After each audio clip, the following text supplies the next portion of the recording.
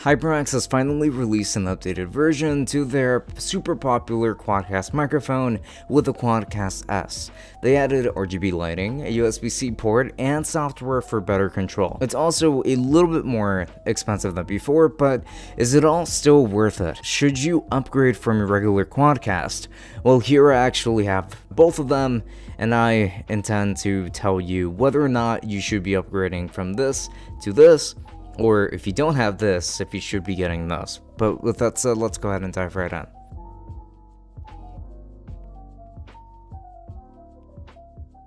Before we continue, I just want to remind you that we have a Twitch channel where we stream every Friday and Saturday from 8 PM and to 10 PM Eastern time, so why not go ahead and drop a follow? And also don't forget to follow us on Twitter and Instagram, and also make sure to check out the merch store. There's plenty of black and white sweetness to choose from up there, so go ahead and check that out. And then make sure to take a look at the podcast as well, as the podcast always goes live every Wednesday and Sunday. And with that said, enough rambling, let us get straight into the video.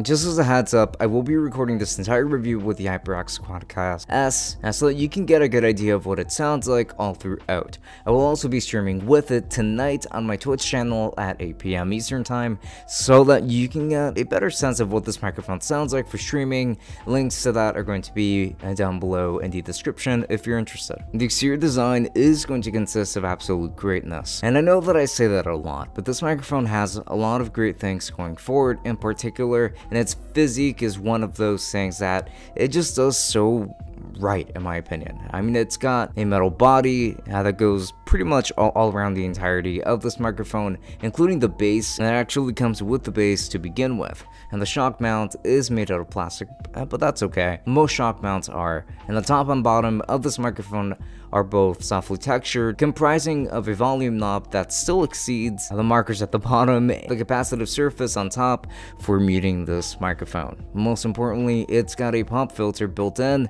that houses RGB lights, as you might be able to tell from here. This is a very colorful microphone. It's beautiful and highly customizable. I really love the look and the build of this microphone, so I would say that HyperX really did an amazing job this time around, if they already did them with the HyperX Quadcast, the original one that is. And there's going to be some external customization here in the form of knobs and ports. Just keep that in mind. On the back, you're going to get a switch for your polar patterns, but you're probably only going to stick to the cardioid pattern. You're also going to find the USB-C port around the back, and you're going to find a headphone jack for monitoring the audio. And since this counts as its own audio interface, it is also going to allow you to listen to pretty much anything else you might have going on your desktop, though I'm sure that did not need any saying. You need to get the Ingenuity software from HyperX in order to customize the lighting on this microphone. We can also adjust the mic gain, mute it, and the volume of the microphone knob, for instance, for monitoring, which is actually pretty awesome. And you can also adjust the overall headphone volume, though sadly I could not find an EQ for the audio here, so that is very unfortunate. It looks like you will still have to depend on external means if you did want to EQ this microphone at all. So speaking of sound, as I mentioned earlier, I've been recording this entire review with this microphone this entire time. Completely raw, no virtual EQ of any kind at all, so you should expect the same audio pretty much always. In my experience, this microphone is pretty well balanced already and very well tuned right out of the box, and I think that most people will not find a need to make any customizations to it.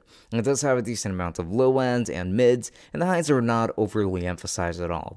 This sounds almost indistinguishable from the HyperX Quadcast, which I actually have right here, if you ask me.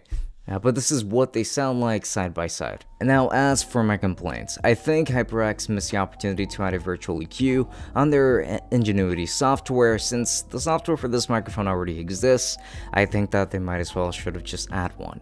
Though hopefully this will come later on, even though you can EQ it by other means if you really wanted to. But as much as I try to think of other things and to nitpick at, I simply can't think of anything else that could bother me here.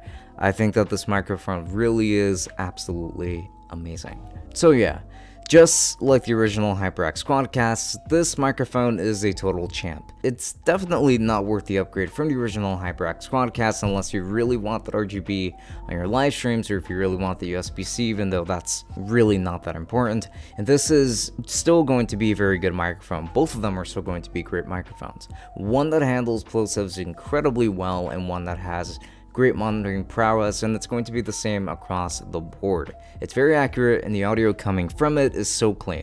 I can strongly recommend this microphone, as there is literally only one thing that keeps it from being perfect to me, but luckily an EQ isn't really going to be necessary for me since I find it to work so well with my voice already. So with that said, strongly recommended. And if you want to purchase either one of these microphones, then I'll be making sure to leave affiliate links down to Amazon in the description.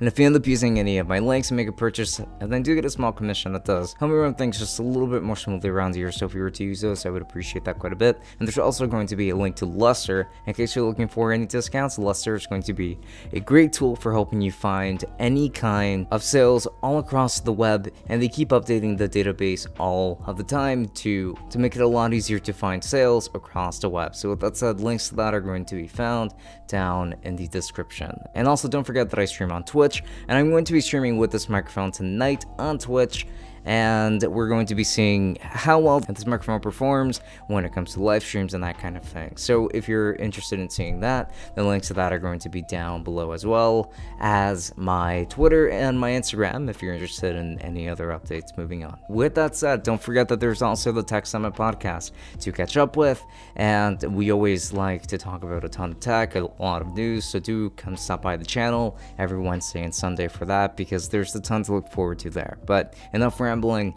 This has been Francisco from Tech Summit. Thank you so much for watching, and I will be seeing you all later. Enjoy.